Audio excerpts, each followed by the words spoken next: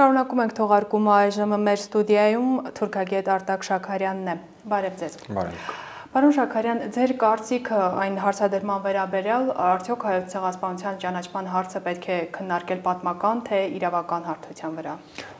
Ես կոչ կանեի չսահմանազատել թե, այլ եւ։ Այսինքն մենք պետք է շարունակենք պատմական հարթությունը, պետք է նոր վավերագրեր ի հայտ բերենք, նոր պատմություններ, նոր փաստաթղթեր, սակայն սրա հետ զուգահեռ պետք է սկսենք իրավական փուլը, որովհետև ցեղասպանությունը ի վերջո հանցագործություն է,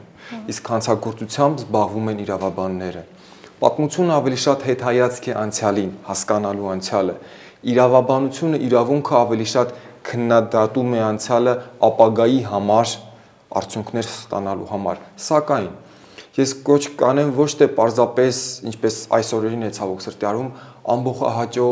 ժողովրդի ականջի համար հաճելի ասել իրավաբանություն առանց հիմքի։ Մենք պետք է աշխատենք այդ ուղղությամբ։ Մենք պետք է փաստապանակներ պատրաստենք, պետք է ուսումնասիրենք բոլոր իրավական հնարավորությունները, թե ուր կարելի է դիմել ինչպես։ Եվ իրավաբանների գործի մասին ես կցանկանայի լսել ոչ թե պատմաբաններից կամ քաղաքական գործիչներից, այլ հենց իրենցից իրավաբաններից։ Իրենք բացատրեին ասեին, թե ինչ ուղիներ կան, ինչ է հնարավոր, ինչ առավելագույն սանդղակ ունենք։ Որտեվ եթե մենք խոսում ենք ճանաչման մասին, ճանաչումն ինքնին իմաստ չունի, եթե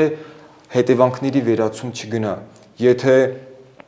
տարածքային խնդիրների մասին մենք չխոսենք։ Պարզապես ներողություն եմ խնդրում հայերից, մենք ճանաչում ենք, նման արտահայտությունը ինձ համար բավարար չէ։ Այսինքն մենք պիտի պահանջենք ոչ միայն ճանաչում, այլ փոխհատուցումը։ Ես կարծում եմ, որ հայոց ցեղասպանության ճանաչման ընդհանուր գործընթացը հայ դատը ունի 4 փուլ։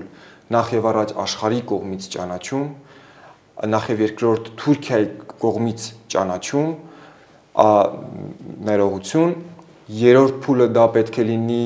դրամական փոխհատուցում այն հայկական ունեցվածքի համար, հայկական դրամների համար, հայկական կապիտալի համար, որը յուրացրել է Թուրքիան եւ դրա պատճառով նաեւ զարգացել ու բարգավաճել է, եւ չորրորդ փուլը տարածքային խնդիր, որտեւ ի վերջո պատասխանատվություն պետք է լինի։ Եվ ինչպես հрьяաները չեն բավարարվել պարզապես Գերմանիայի կանցլերի անկեղծ ներողությամբ այլ շարունակել են իրենց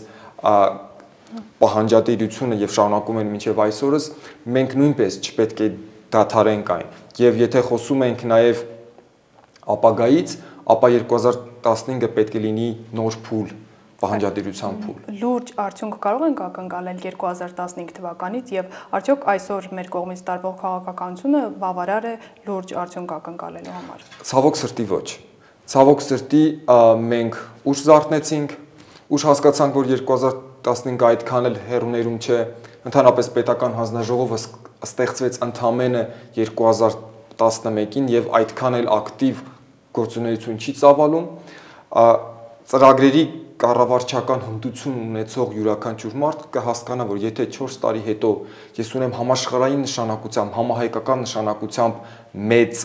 միջոցառում, ապա 4 տարին դա պլանավորելու, դա իրականացնելու համար չնչին ժամանակ է։ Ուստի ես ցավոք սրտի կարծում եմ, որ 2015-ին որևէ հուշկու հարված չի հասցվի։ Ցավոք սրտի գուցե մի փոքր հիասթափություն լինի, սակայն պետք է հիշենք, որ 2015-ը 100-ամյակը պարզապես խորհրդանշական թիվ է։ 2016 կա, 17 կա, մեր պայքարը շարունակվելու է, մեր պայքարը ավելի է ուժ գնանալու, եթե մենք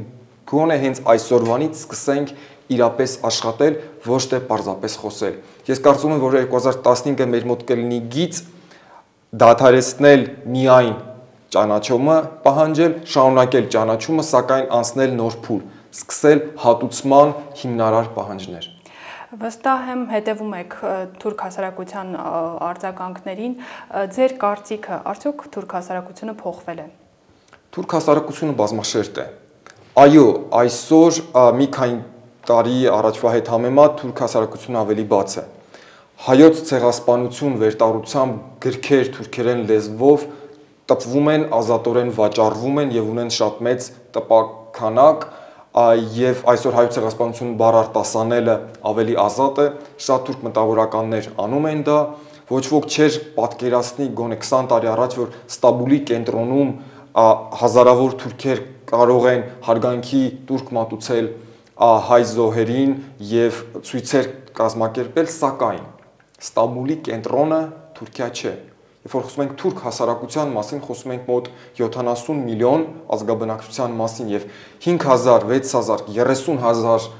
մարդ այդքան էլ էական դերակատարում չունեն, նույնիսկ եթե վերցնենք համապետական ընտրություններում։ Այսինքն Թուրքիան փոխվում է, սակայն Ստամբուլը Թուրքիա չէ, եւ եթե այս ընթացքով Թուրքիան շարունակվի փոխվել, մենք դեռ շատ երկար պետք է սպասենք դրան։ Ուստի մենք նույնպես ունենք այստեղ մեր մեղքի բաժինը։ Մենք չպետք է սպասենք, թե թուրքերը երբ են իրենցով փոխվելու։ Մենք պետք է ամեն կերպ աջակցենք դրան։ Մենք պետք է ամեն կերպ խրախուսենք եւ օգնենք։ Եղավ, շնորհակալություն, պարոն Շաքարյան։